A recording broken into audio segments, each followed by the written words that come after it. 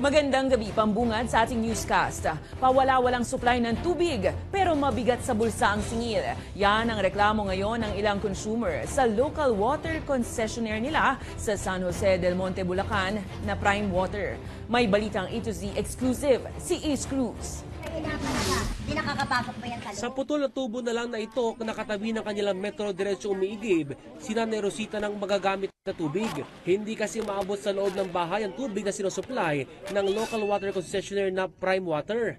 May gripo naman po kami, hindi namin napapakinabangan ang gripo namin. Reklamo pa niya ni Rosita, hindi lang daw ito ang unang beses na umihina o talagang nawawalang supply ng tubig sa kanilang area sa San Jose del Monte, Bulacan. Diyan pa kami naliligo. Tutanda ko to, dito ako naliligo. Ngayon magdi-deliver sila ng tubig. Hindi namin kailangan ng deliver nila. Buksan nila ang tubig.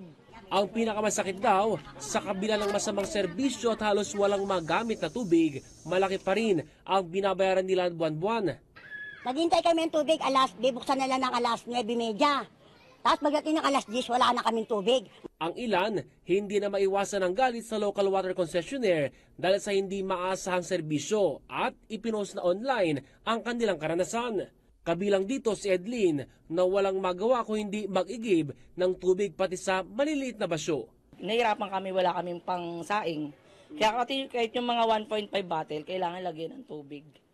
Para pag nagsaing kami, mayroon pang alalay agad. Iba na nga rin ang turing ng mga residente sa local water concessionaire, imbis kasi ng Prime Water. Imbis na makatulong, pahirap. Kaya Prime Water yung tawag.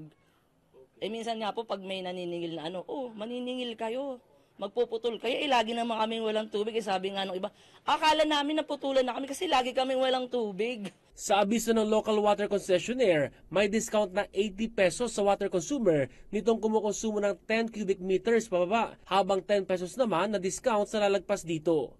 Ngayon po, tumaas siya. Madalas naman walang tubig. Kaya sabi namin, paano nangyayari kung tataas yung bill namin kung madalas naman walang tulo? Hiling ngayon ng water consumer sa lugar, tumulong na ang lokal na pamahalaan para matugunan ang kanilang matagal ng problema sa tubig. Tagal na po talaga. Puro pagtitiis na lang. Ano na gagawin? Ilang beses na po kami nagpapirme.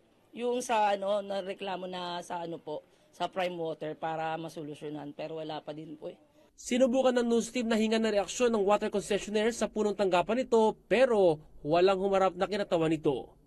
Para sa balitang A to Z, Ace Cruz.